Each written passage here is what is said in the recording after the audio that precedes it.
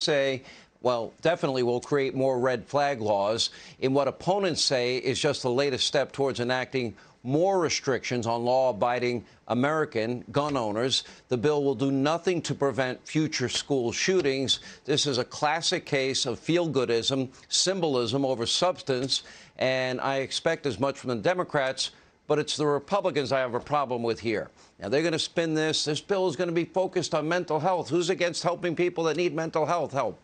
Anyway, and they're trying to spin the excuse on the red flag law. Well, it can only be temporary. You might have a chance to lift it later. And when the next school shooting happens with a different weapon, what are they going to do then? How about we give every school in America undercover, armed, trained, retired police officers and military, have one way in the school, one way out, emergency plan, God forbid there's a fire, have every kid go through a metal detector, the same protection, in other words, that we give elected officials and Hollywood stars that have all the security in the world that are armed. Anyway, one of the few senators talking sense on the Republican side is Texas Senator Ted Cruz. I'll be honest, Senator, I listen to your fellow Republicans. It's beyond disappointing that they are involved. We'll put their names up on the screen because this isn't going to work. Because let's say, tell me how this is going to prevent the next school shooting.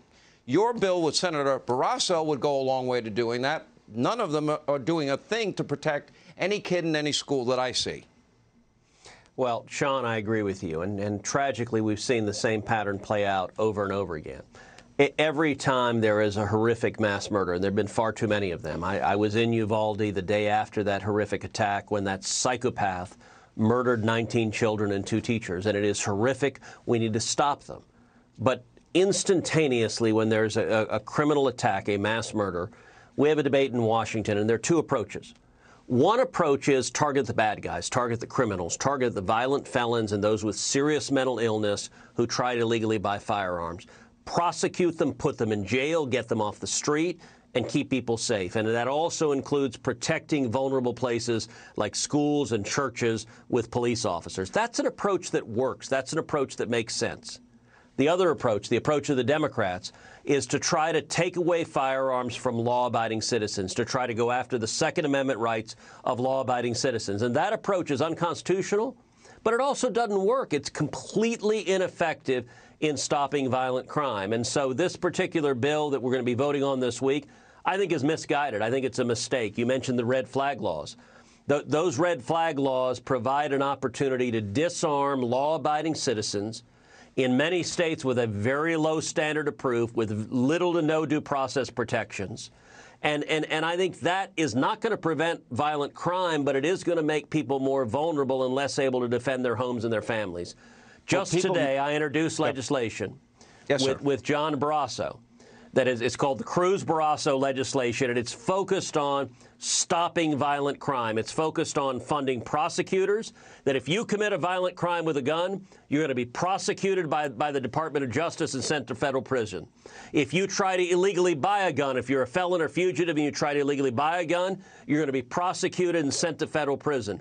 And this bill provides $36 billion for funding over 10 years for police officers, armed police officers in schools. It doubles the number of police officers in schools. It provides $10 billion in funding for mental health counselors. So if you have a kid that has serious mental health issues, you stop him early before he commits the crime. This is the approach that makes sense. And critically, my legislation, Cruz-Barrasso, doesn't infringe in any way on the Second Amendment rights of law-abiding citizens. It's targeted at the bad guys, and it keeps you and me and the rest of us safe. I hope people call their senators. We put the Republican names on the screen and let them know you don't support this legislation. So we have this January 6th committee with a predetermined outcome from the get-go, and it's to bludgeon Donald Trump.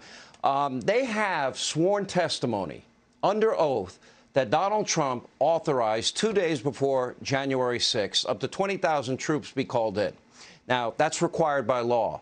Then the jurisdiction at that point goes to Nancy Pelosi, Muriel Bowser, the mayor of D.C. The mayor of D.C., in writing, declined to call up the troops. we know 3 days before the 6th, the Capitol Police Chief, based on new intelligence, he started requesting the Guard troops to be called up, and he was denied. Why haven't they looked into why they did not take it seriously, knowing we came off a summer of 574 riots? By the way, where's the committee investigating that? Yep. And now we know that there are direct threats. We're probably going to get a decision on Roe v. Wade this week.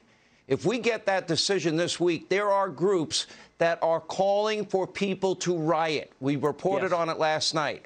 What is Joe Biden, what are these big cities doing to protect people in light of a threat that we now know is public? Well, let me start with where you ended, which is I think the Supreme Court the next week is going to issue its decision. I think it's going to overturn Roe versus Wade. That's the right decision. Doesn't their session end this week?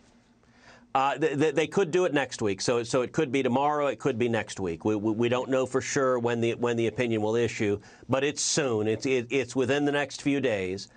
That's the right decision. That will return the question of abortion to the elected legislatures. That's where the Constitution left it. That's where it belongs. But I think the response is exactly what you said, which is the organized left. They're going to engage in riots. They're going to engage in violence. We're going to see a reprise, I fear, of the Black Lives Matter and the Antifa riots, where they're going to try to use political violence to advance their ends. And the Department of Justice needs to step in and stop them. I halfway expect the Attorney General to be rioting alongside them because this Department of Justice has been so politicized. Now, you mentioned in the first part of your question the January 6th so-called select committee hearings. This thing is a joke. This is not a congressional hearing. So a congressional hearing is designed to be a fact-finding mission. You have opposing sides. This is a political Democratic campaign commercial. And let me just ask you this question. What would you think if you had a criminal trial and the judge said, OK, we're only going to allow the prosecutor to speak. Only the prosecution can call witnesses. The defense doesn't get to cross-examine those witnesses. And we're only going to present one side of the story. That's what Nancy Pelosi is doing. Well, if you want because to prevent this is a campaign commercial. If you want to prevent it from happening again, you probably should look into the question as why they didn't call up the troops that the guy that they're claiming wanted this to happen authorized. But they don't want to talk about that. All right, Senator, we got to roll. There is no opposing view. Appreciate it, as always.